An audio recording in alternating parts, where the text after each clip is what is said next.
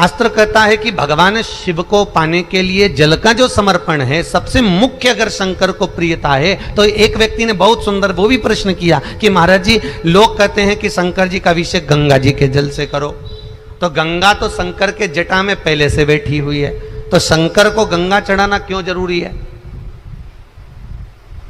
जब शिव जी की जटा में गंगा पहले से विराजमान है तो शंकर को गंगा क्यों समर्पित करेगा, शिव को गंगा क्यों चढ़ाएगा?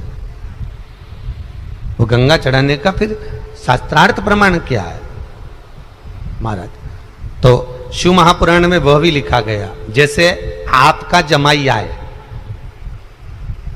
मान लो बेटी, तो बेटी का तो मालूम है तुमको कि हमारी बेटी जैसा हमारे घर में वैसा पालेगी, पर आपका जमाई, आपने लड़की का जो विवाह करा है, आपका जमाई आए, आपका जीजा आए, आपका बहनोई आए, तो आप अपनी बेटी से पूछते हो बेटा इसको क्या पसंद है, तो मम्मी इसको सुंदर पनीर की सब्जी बना दो, इसको सुंदर छोले की सब्जी बना दो, इसको ये बना दो। तो जमाई की जो रुचि है वो सास अपनी बेटी से पूछ लेती है, और बेटी से जब पूछती है तो वैसा ही भोजन वो निर्माण कर लेती है।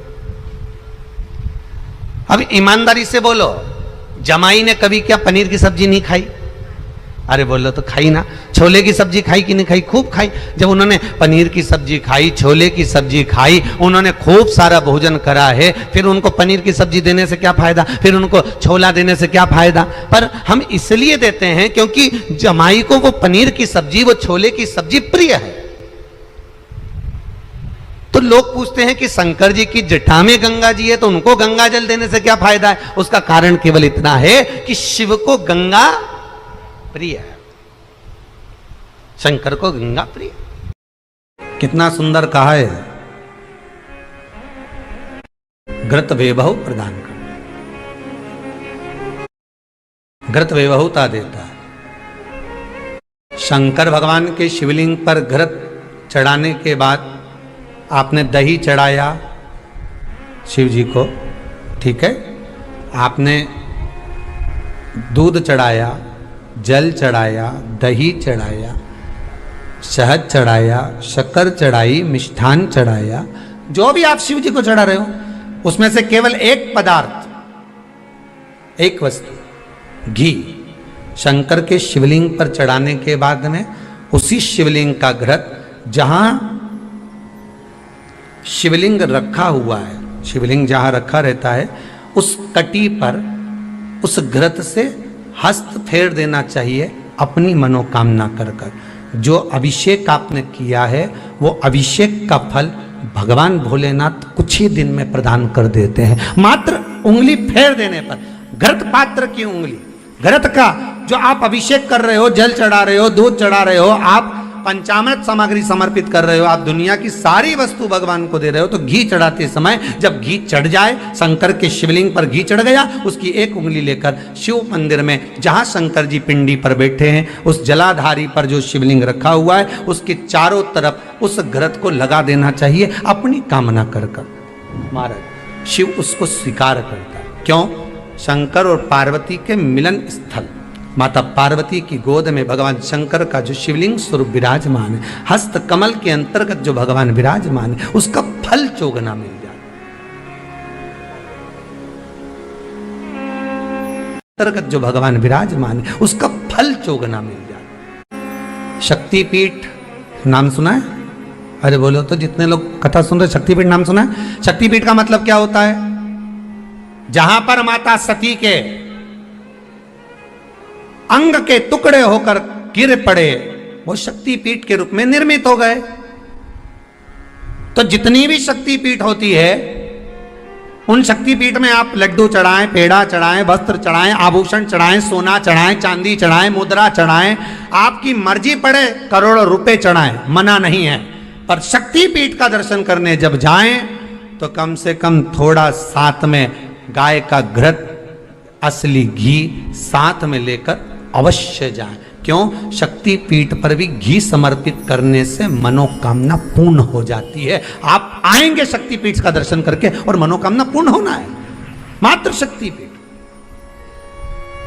आप चढ़ाएं वस्तु, ढेर चढ़ाएं, आप सोना चांदी, अंबारियों में धन दौलत सब चढ़ाएं, पर साथ में आप चुनरी चढ़ा रहे हैं, साड़ी चढ़ाएं, घृत भी दीजिए, घृत भी प्रदान।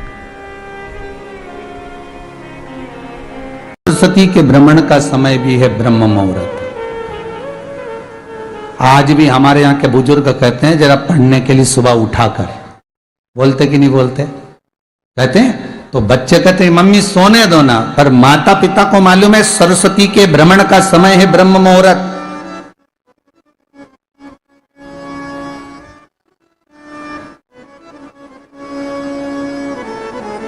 और ब्रह्म मुहूर्त के बाद में सरस्वती महाराज पितरों का समय जब 10:30 का आता है, उस समय तक सरस्वती नित्य स्मरण में भ्रमण पर निकलती है। सुबह ब्रह्म मुहूर्त से लेकर सुबह 10:30 बजे तक बच्चा जिस चीज को पढ़ेगा वो भूल नहीं सकता, ये पक्की गारंटी है। इसलिए स्कूलों का जो समय होता था वो सुबह का होता था। स्कूलों का समय दिन का नहीं होता था, सुबह का 7 बजे स्कूल चालू हो जाता था और अच्छी अच्छी क्लासें पहले ली जाती थी। नियम था स्कूलों का, मैथ की क्लास, साइंस की क्लास, फिजिक्स, केमिस्ट्री आदि का जितनी भी क्लासें होती थी वो पहले ली जाती।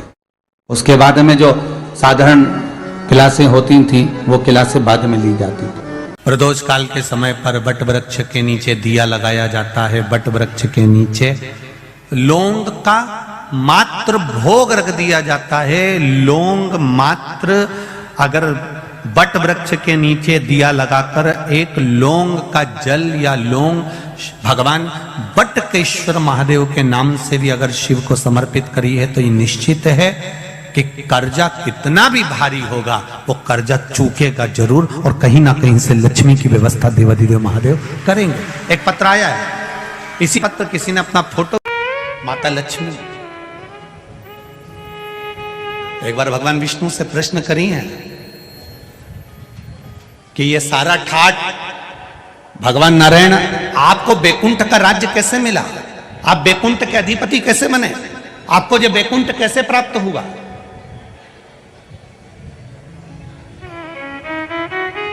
राम जी महाराज, भगवान विष्णु आप राम जी के अवतार हुए, राम जी बनकर आपने अयोध्या का राज्य भोगा, कृष्ण का अवतार लिया, द्वारका का राज्य भोगा, मथुरा का राज्य भोगा, ब्रज का राज्य भोगा।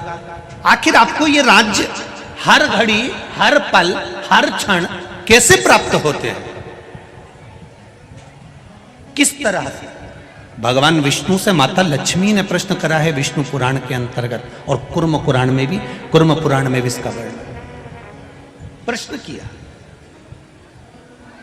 ये आपको सुख कैसे मिल जाता है? आपको बैकुंठ का राज्य मिल गया, आपको द्वारका का राज्य मिल गया, आपको अयोध्या का राज्य मिल गया, आपको रावण की लंका दूसरे की थी वो लंका का राज्य आपको प्राप्त हो गया। ये कैसे प्राप्त हो जाता है? भगवान विष्णु ने अपनी धर्म पत्नी माता लक्ष्मी से कहा, लक्ष्मी मैं प्रतिदिन शंकर के शिवलिंग की आराधना करता हूं। लक्ष्मी जी ने कहा, क्या नाथ मैं शिवलिंग की आराधना कर सकती हूं? क्या मैं शंकर के शिवलिंग का पूजन कर सकती हूं, उसकी आराधना कर सकती हूं? भगवान कहते हैं, भगवान विष्णु ने माता लक्ष्मी से कहा, लक्ष्मी सारे देवी देवताओं ने अलग अलग शिवलिंग का निर्माण करा। किसी ने पारद का शिवलिंग बनाया, किसी ने मोती का शिवलिंग बनाया, किसी ने स्फटिक का शिवलिंग बनाया, किसी ने स्वर्ण का शिवलिंग बनाया, किसी ने हीरे का शिवलिंग बनाया, किसी ने पन्ना का शिवलिंग बनाया। तुम्हारी मर्जी पड़े, तुम वो शिवलिंग का निर्माण करो। माता लक्ष्मी ने सुंदर आनंद के साथ एक पुखराज का शिवलिंग का निर्माण करा और सुंदर माता ने उस शिवलिंग की आराधना और पूजन करना प्रारंभ कर दिया। अब क्या मिला माता लक्ष्मी जी को? लक्ष्मी जी को मिला क्या?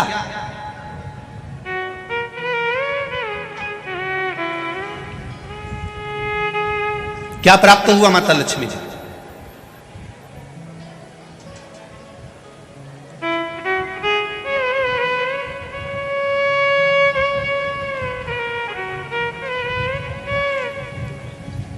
भगवान कृष्ण की प्रिया है राधिका जी, राधिका जी के प्रिय हैं भगवान कृष्ण। राम जी को बीच में कुब्जा भी मिली, सुपनखा भी मिली, पर मेरे नारायण को बहुत कुछ प्राप्त हुआ, पर आज भी लक्ष्मी जी को क्या मिला है? तो कहा, लक्ष्मी तुम किस चीज के लिए शिव जी की आराधना कर रही हो? लक्ष्मी जी कहती हैं, बस आपके चरण की सेवा मुझे दिन रात मिले। नारायण कहते हैं, मैं तो भगवान शिव के सेवा में लगा रहता हूं और आप मेरे चरण की सेवा मांग रही हो? तो मेरे चरण की सेवा ऐसे नहीं मिल सकती।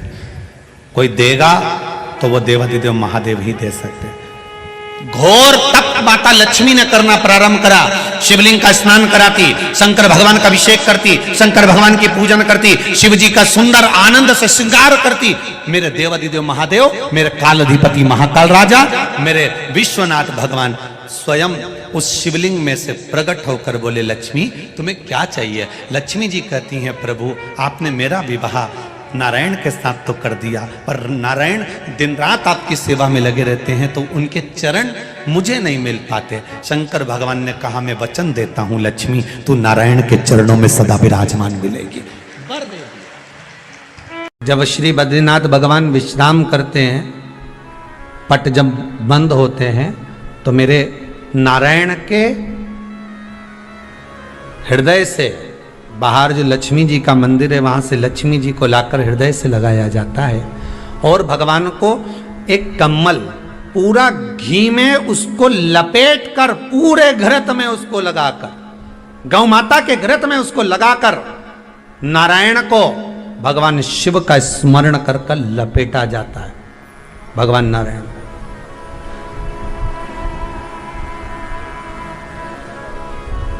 बद्रीनाथ बाबा के मंदिर में दिया घी से भर दिया जाता है, ताले लगा दिए जाते हैं, सब नीचे आ जाते हैं। जब अक्षय तृतीया के समय पर पट खोलते हैं, बाबा का कम्मल घृत से जुड़ा हुआ वैसा कि वैसे ही घृत भरा हुआ, घृत में स्थिरता है, घर में घृत के अंदर लक्ष्मी का भाव आ जाता है।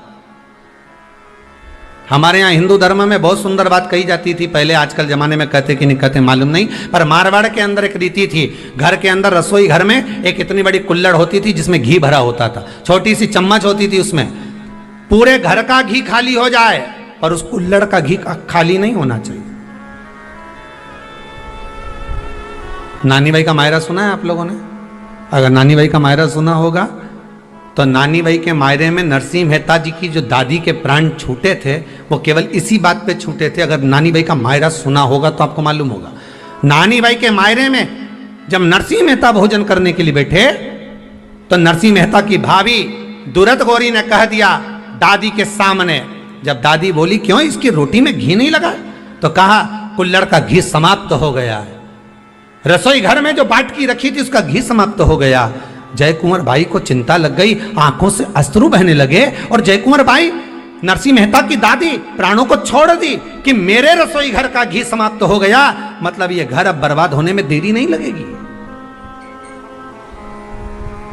नानी भाई का मायरा कहता है दादी के प्राण छूट गए थे, नैनों से नीर बह रहा था, केवल जरा सा संवाद। शास्त्र कहता है घर के रसोई घर में जिस बाटकी से आप रोटी पर घी लगाते उसकी बाटकी में भले आधा चम्मच घी पड़ा पर पड़े रहना चाहिए। क्यों? वो लक्ष्मी को घटने नहीं देता। जिस दिन बाटकी मंज जाए, साफ हो जाए, उस दिन उसी दिन उसको धोकर पोंछ कर वापस भर देना चाहिए। अगर बाटकी गंदी हो गई तो आप धो पोछो, मना नहीं है, पर उसको धोने पोछने से पहले एक कटोरी में घी भर दो, चम्मच रख दो। पर रसोई घर में बाटकी में घी होना चाहिए और उसमें आप डालते रहो और लगाते रहो, रोटी में चलेगा, पर बाटकी का घी समाप्त नहीं होना चाहिए, कुल्हड़ का घी समाप्त नहीं होना चाहिए। वो बरकत है, वो भंडार है, वो संपदा है हमारी।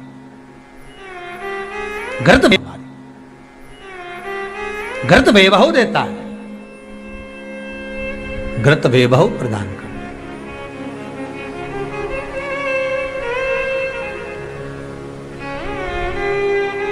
घृत वैभवता देता है। एक राजा ने आज अपने सैनिकों से कहा आज ठंड ज्यादा पड़ रही है, बहुत तेज ठंड है, एक काम करो आज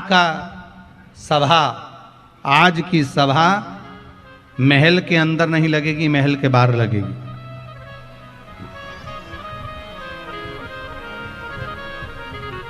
आज इस सभा को हम महल के अंदर नहीं लगाएंगे, आज इस सभा को हम महल के बाहर लगाएंगे। अब बाहर सभा लगी महल के बाहर, और महल के बाहर सभा लगी। इतने में उस सभा में एक हीरा लेकर एक व्यापारी आ गया। उसके पास में दो बड़े बड़े हीरे थे, और दोनों हीरे बड़े सुंदर थे। ऐसा लगता है कि दोनों कोहिनूर हीरा हो।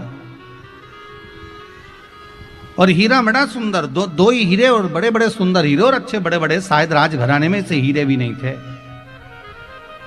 शायद राजघराने में इतने सुंदर हीरे भी नहीं होंगे जो हीरे उस व्यापारी के पास में थे। बड़े सुंदर हीरे को देखा